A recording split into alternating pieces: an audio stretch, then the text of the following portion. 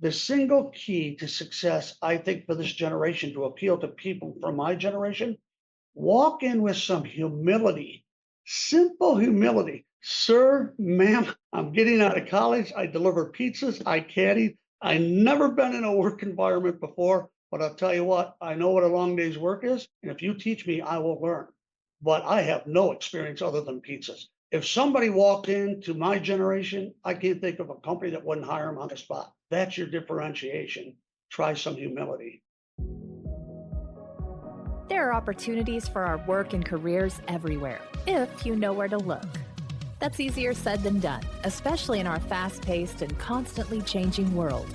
Ann Faremouth is talking to experts, employers, and job seekers to bring you insight and understanding about what's possible. This is Career Can Do, where we're navigating the new work world. Welcome to the Career Can Do podcast, a top global podcast dedicated to helping you navigate the new work world and beyond. My name is Ann Faremouth, and I'll be your host for this episode. And today I am just delighted to have a guest back on the show that had received so many good reviews and so much notoriety that I really wanted to have him back because I think he's got his finger on the pulse of this new work world, and he's just got so much good insight to share with our listeners. Dr. Donald McNeeley is the executive chairman of Chicago Tube and Iron, as well as a clinical professor at Northwestern University's McCormick School of Engineering and Applied Mathematics. Dr. McNeeley, say hello to everybody, and thank you so much for coming back. Well, Ann, thank you for having me, and thank you for all you do in your advocacy for our industry. You are certainly well known and well respected, and I'm flattered to be invited to participate with you today. So thank you. Well, thank you so much. And I so appreciate you taking your time to be back with us again. And, as we talked a little bit about in the Blue Room, Dr. McNeeley, I'm seeing roadblocks to success in the new work world. I'm seeing employers struggle with hiring. I'm seeing candidates struggle with getting offers. And, since you're the CEO as well as a professor of graduate students, I thought you could give our listeners some really good information. So from your perspective, how can employers navigate the challenges of this tight market? I mean, we have an unprecedented talent shortage. What's your perspective on that? Yeah, let me start by addressing the tight job market, and then from there maybe evolve with your encouragement, the roadblocks that I see. The academic in me is trained to always challenge suppositions. So my first challenge would be, is the job market really tight? And if so, why? Categorically, I'll tell you it is tight. If it wasn't tight, people who do what you do probably would be obsolete. We certainly need that feature with professionals in the recruiting area. It's getting a little easier to recruit now than it was 2 years ago. So, my takeaway on that, if you remember the unbelievably lucrative supplemental unemployment benefits that came out of the COVID era. In fact, if you don't quote me on the numbers, I'll tell you I will be close. But a family of four that maximized everything available from state, county, and national government would be the equivalent of $120,000 a year gross income. So that took a lot of that talent out of the marketplace because non-working paid so well. Then the job market opened up a bit more, and the reason is those supplemental unemployment benefits ran out. So the question for an employer when I step back is, even though more talent is now becoming available, is it the type of talent you want when it's the talent that's only coming into the work world because the supplemental unemployment ran out? Are those the people that you want in your employ, the people that are working for you out of economic default? So again, job market's getting a little better, but I don't know if it's getting better with the type of talent we need. In pure professor standpoint and perspective, let me color this up with some numbers. So the unemployment rate this morning is 4.2, but I think that's becoming an obsolete measurement. What I like to follow, Marianne, is labor participation rate. Now, what happens with labor participation is we economists take the people in the population between the ages of 18 and 65, and we subtract two things. We subtract those in the military. Thank you for your service. And we subtract those that are incarcerated. And from that remaining numerator, if you will, the labor participation rate is only 62.7%. So the takeaway of that rate is only 38 out of 100 able-bodied men and women between 18 and 65. 38 out of every 100 are not working. So this results in a shortage of skilled workers, as you accurately note, and the abundance of unskilled workers who don't want to work. And they don't want to work because the social benefits are too lucrative. So that's kind of what I see in that type job market. Okay. Also, though, we have an unprecedented talent shortage because, and I think I mentioned this before, after World War II, when all the soldiers came back from the war, we had a boom in population. We've never had a boom in population like that since that time. And for every 4 baby boomers that retires, we have 1 available experienced person, which means we have a shortage. When we have a shortage of any commodity, Dr. McNeeley, whether it's potatoes, generators, or people, what happens? Prices go up. I've never seen in my 40 years of doing this job salaries as high as they've been. All right. And it's because these candidates come in on a Tuesday. I give them an offer on Thursday. They get a $10,000 bigger offer because there's so many jobs right now and there's so few candidates because of what I just mentioned. In addition to, I'm sure your point is well taken as well. But you straddle both generations more than any other. In our industry, the baby boomers are your cohorts and still lead this industry, but you are also immersed with the next generation of leaders in the classroom. Is the gap between these generations narrowing or widening, Dr. McNeeley, and why? Well, I want to take the high road and want to recognize, we always talk about the glass half full or is it half empty? A guy wrote a story in a book called The Noticer where he's sitting on the beach with a guy that's homeless and they're having little baby sausages and a can of sardines. And the one guy says, today I ate sardines and the little baby hot dogs in the sand. And the other guy said, I had surf and turf with an ocean view. So it's all your perspective and how you see life. So I want to take that high road, but there are answers to this job shortage, if you will. And I want to tell you that I think the gap between those generations is unfortunately growing. The answer for employers is going to be automation. If you can't find help, you're going to have to automate. And I know it's a lightning rod, but immigration. We can't run the economy and continue to grow the United States without immigration. Legal, appropriate, righteous immigration. A lot of immigrants want to come here and they want to work hard. They're willing to do jobs that current Americans don't want to do. But in the press is the 3-4% of the drug addicts and the drug dealers and the cartels. And if you strip away those, there's a lot of good people that we need. So we need to reform this immigration. So, to the employers, if you don't have confidence in the next generation, you got to find the exceptions. There's always exceptions in every generation. And how do you do that? Maybe paid summer internships. You've got to avoid the job fairs. If I'm at a job fair and I'm across from Amazon, I'm across from X, I'm across from NVIDIA, how am I going to compete with those people? So you get ahead of it by getting people into paid summer internships. Richard Branson said, train people well enough so they can leave you, but treat them well enough so they don't.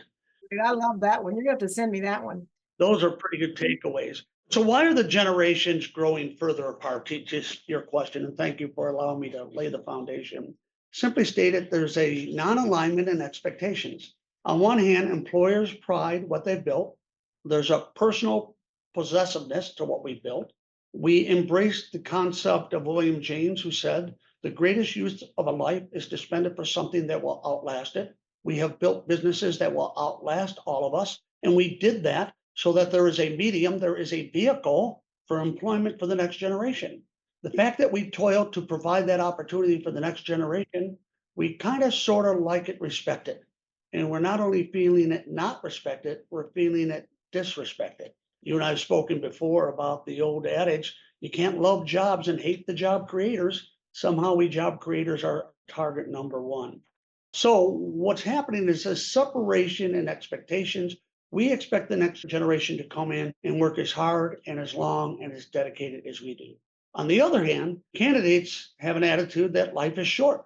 They're actually correct. They don't want to be defined by their job. See, our generation, the job isn't what you do. It actually defines who you are.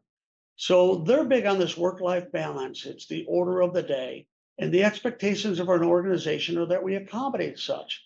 And employers are a little reluctant to do that or do that to the extreme that the candidate expects. And I think of it when you talk about this, Dr. McNeeley, I think about a famous quote that Winston Churchill made. And he said this, we make a living by what we get, but we make a life by what we give. And I think if both generational sectors there's more than two really, but if we think about not just me, but about we, how are we going to contribute? What are we going to get? How are we going to help this current good platform of a company expand? And I tell my candidates when they interview, do your homework, see what the company's about, and then go in and tell them how you're going to make a contribution. If you go in there and start talking about how much vacation am I going to have? When am I going to get my first raise? They don't want to hear that. What are you going to give? What are you going to contribute? First of all, spot on. I mean, I think that's so much of a given, but you are right. Too many candidates come in with that being the leading questions. If you stepped or walked in the shoes of an employer today, what do I have to worry about each day when I get up? Environmental, economy, governance, diversity, DEI. How can I advance these talented people fast enough? How do I accelerate their career? They want to be clothed, they want to be fed, they want to be lauded. Then you look at the glass door. Somebody could quit their job online and go on and on about all the wrong of the company, but a company saying can't offer a rebuttal at all. Let me give you an example of this generational divide. I brought something for you verbatim. So in the classroom, we will do a case study, and the students are to give a background of the case. What are the major issues in the case, and what are your recommendations? And then at the end, here's what the stock is valued. Would you buy it or would you not? So one of the early questions in the course was to ask the students, what are the two major issues that you think you're going to have to confront in your 40-year career that is going to include a leadership role? So what happened in this situation is I got the following answer. One of the major issues is the demographic shifts of GZ, and behind. I'm quoting the student to their professor directly. Professor, the demands of Gen Z and the subsequent generation of employees are different from those of previous generations, requiring companies to adapt or risk becoming obsolete. Our generation prioritizes variety, learning, leadership, promotion opportunities, social impact, career mobility, and their career aspirations. Diversity, inclusion, environmental care, ethics, and transparency are also important to us, and we want employers to commit to fighting climate change and sustainable practices. Salary is no longer the most crucial factor in job selection, and Generation Z workers prioritize interesting work over high-paying but dull jobs. They may change jobs up to 10 times between 18 and 34 and value work-life balance, remote work, flexible leave, and opportunities for personal development. Organizations need to adjust their recruitment, development, and retention strategies to attract and retain this talent. The absence of doing so is the risk of your ruin. You need to understand that millennials and Gen Z have needs and wants that must be met or else I will leave you and with a single media post, take 100 with me. Now that's verbatim of a graduate student at a major university. And you and I sit back and wonder, is the gap shrinking or widening? I contend to you it's widening. It's crazy. Oh my, well, that came from the source. We've talked about this too in the Blue Room. I talk a lot about mindset, but I think the right attitude, Dr. McNeeley, not only aptitude, in my opinion, is important. And I have clients that, they don't even want to see somebody, they don't have at least a 3.6 GPA. And I'll say, wait a minute, if he's got a 2.9 or a 3.0, but he worked to help pay for his education, I'm more willing to place a person like that because they've got some experience to bring to you, as opposed to somebody who, yeah, they got a 3.6, but they've never worked. I mean, what is your take on that? I know you're a professor, but don't you agree with me that I think these internships and these summer jobs for these students, and I'm going to set tonight to talk to a group of college students about this. I think having a balance of work and school is very important these days. What do you think? Your podcasts are so content rich. They ought to be Marianne and a beer. They're better discussions in a bar over a beer because they're so rich. So to your point, we have had more success with B and C students than straight A students.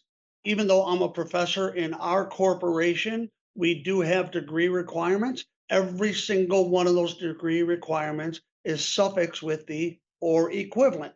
Or equivalent.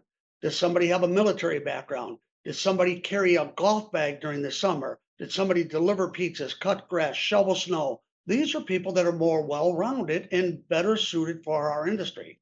Now, how do you find those B and C students? It's interesting because in statistics, mode is the value that most frequently repeats itself in a distribution. The mode grade in the United States between high school and college is A. There are more A's given than anything else. Let me tell you, I'm at a university where everything is straight A's. In certain cultures, specifically the Asian culture, what their summer job is to preserve that they're going to be an A student when they return to school. So their summers are at math camp, science camp. And I don't know how it is in your family. I suspect I know, but our kids can always come home. No matter what, knock on the door. This is your island. In certain cultures, you can't bring embarrassment home of being less than an A student. So the beauty is they might focus so intently on being an A student, they miss the forest for the trees. We have suicides on college campuses with kids that can't go home with the indignity of not being an A student. But if you really want to prepare people for life, you want to be able to multitask. Multitask is you're doing something in summer other than going to the science camp. So again, I like looking beyond just the GPA. And again, let me end where I started. Even at a company operated at the top by a professor, we always have or equivalent because there's extenuating circumstances that are invaluable to any organization. And those extenuating circumstances are often beyond the GPA. And I struggle these days with some clients that have a mandatory college degree requirement. And, I understand that in some technical areas for sure. But in a sales area, if I've got two candidates and one's going to walk in your door and bring you 25, 30 clients and put money on your books right away, they don't have a degree. But the other one that has a degree is going to take 2 years to do what that guy's going to do the first week. You're going to pass him up? Yes, I am. I'm thinking, really? But I think people that go get a degree are wonderful, and I appreciate them and I respect them. But as you said, there all often are extenuating circumstances.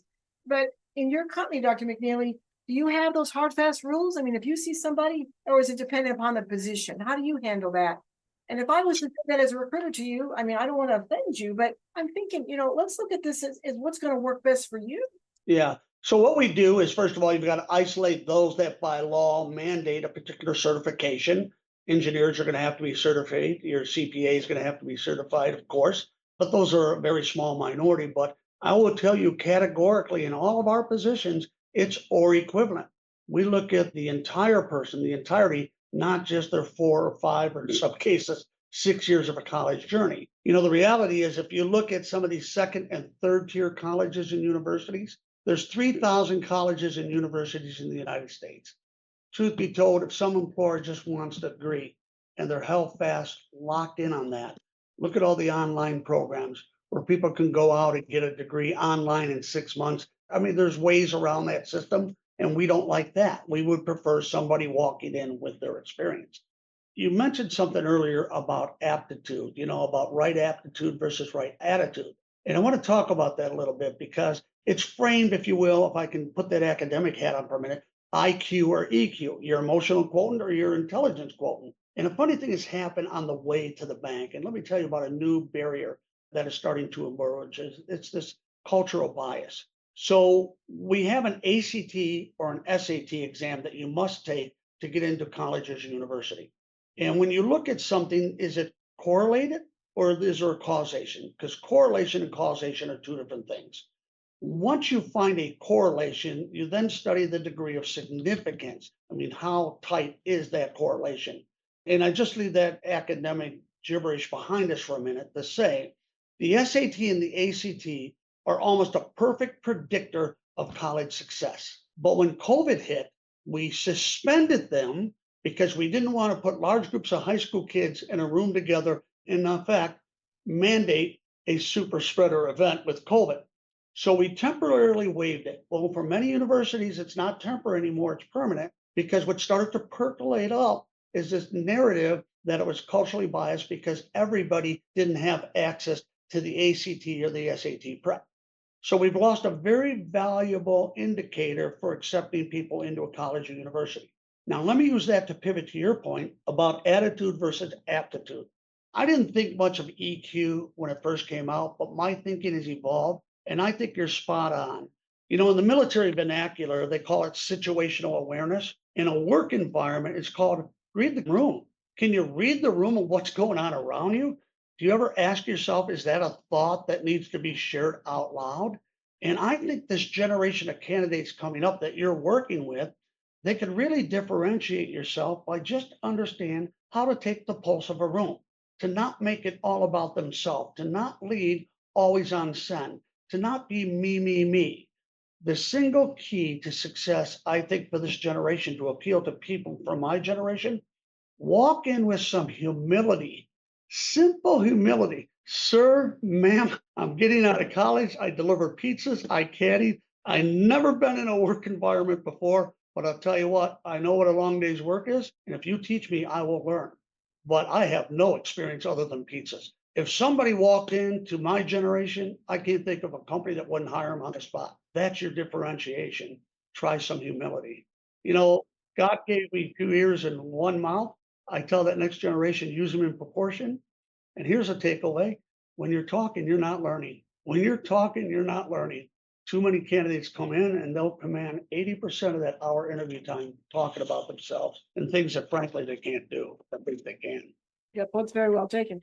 Well, Dr. McNeeley, we're getting near the end, and I always like to leave the listeners with some couple salient points, but I've known you for many years. I've heard your wonderful keynote speeches at many conferences, industry conferences, but you always seem to be involved in some broader, deeper level research. And I understand in a recent speech, you spoke of societal sustainability and even the end of life.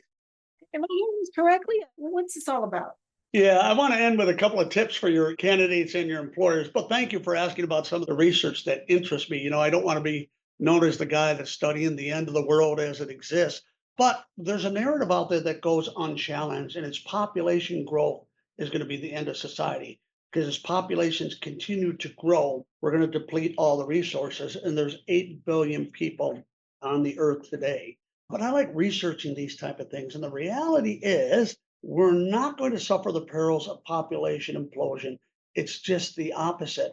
Our population not growing. Let me give you some data that we are currently studying. So right now, for a population to maintain itself, couples must reproduce at 2.4 kids per couple. That's what you need to do just to maintain your population, not grow, 2.4 kids per couple. Now, why is that? Well, for every 100 girls that are born, 107 boys are born. So it's interesting that 50-50 is starting to spread, and scientists want to know why. It's the sustainability of your population is 2.4. USA right now, we're only reproducing at 2.1 kids per couple. And then you have to change the metric because it's not really kids per couple anymore, because people are choosing consciously to have children out of wedlock, which is fine. There's a lot of very successful single mothers. So now we study the metric at how many babies per woman are we having. And so just think, it's 2.1 in the USA today. In the 50s, it was 6.2. In the 70s, it was 3.5. Now, why is that happening? Let me just put a quick bow on this because it needs to have much more research. Look at women in marriage. In 1980s, the average woman got married at 22. In 2011, it was 25. In 2024, this year, it's 27.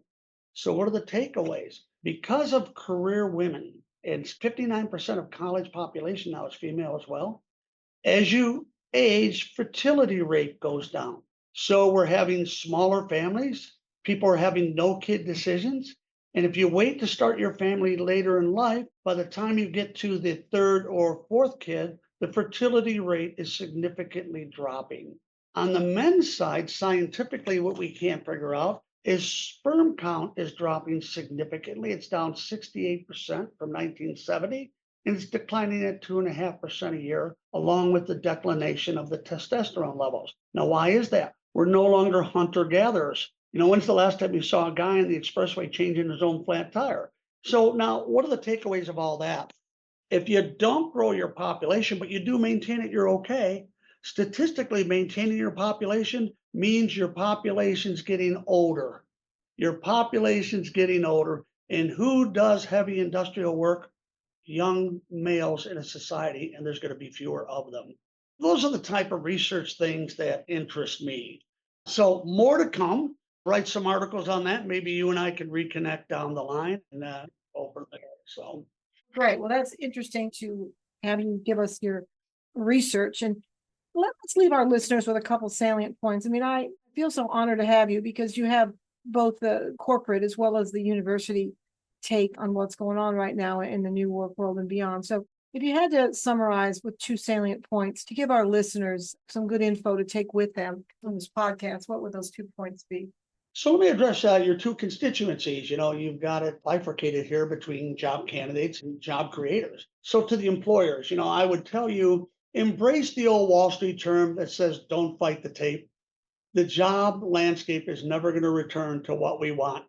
It's not going to return to the ideal that we want. And the fact that it was good enough for us, it should be good enough for them, that's really a dated mantra.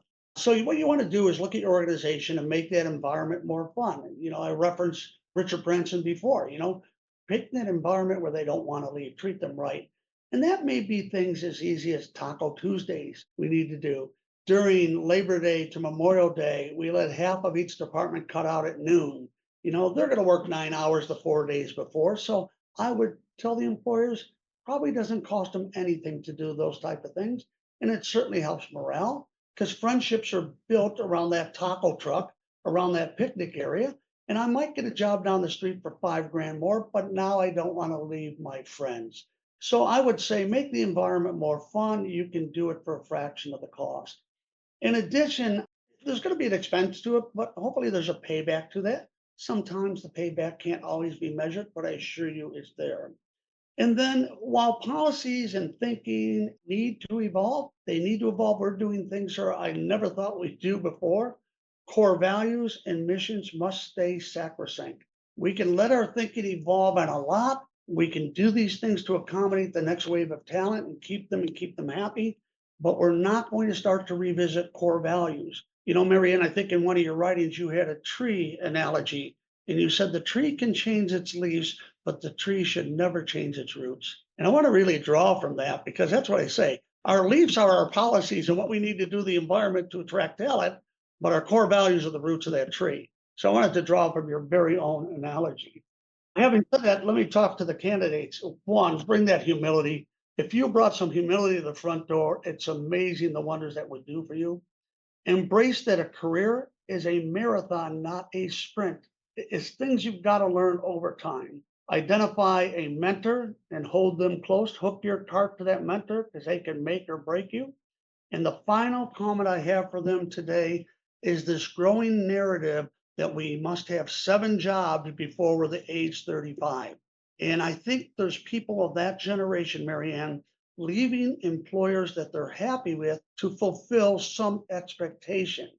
And that's really a false narrative. So I will just frame it in closing this way. If I say Madeline Smith is, and I ask 20 people to finish that sentence, and I aggregate that, that's Madeline Smith's reputation. Your brand is built over time. Your brand is built over time. So think for a moment. If you and I are going to market a person, we're going to market a blue widget. People can't buy from you if they don't know you exist. So stage 1 of marketing is awareness. Once they're aware you exist, you want preference. All prices being equal, you're going to get the order. Once you move from awareness to preference, you move to loyalty. You get the phone call that says you're a little bit high. Do you want to look at your number?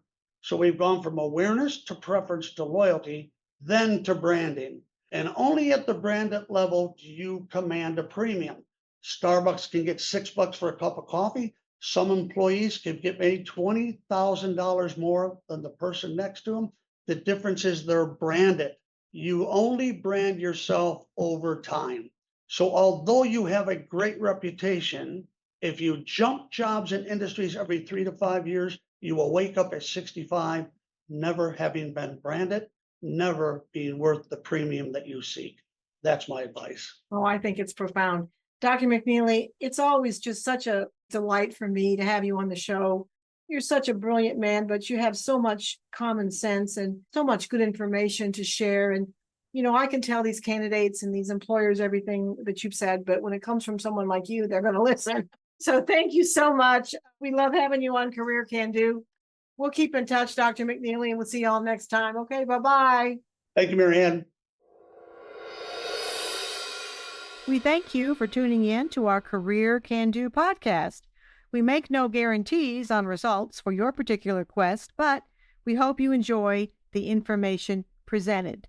The views and opinions expressed in this program are solely that of the guest or speaker and do not necessarily reflect the views or positions of Mary Ann Faremouth and Faremouth and Company. Thank you.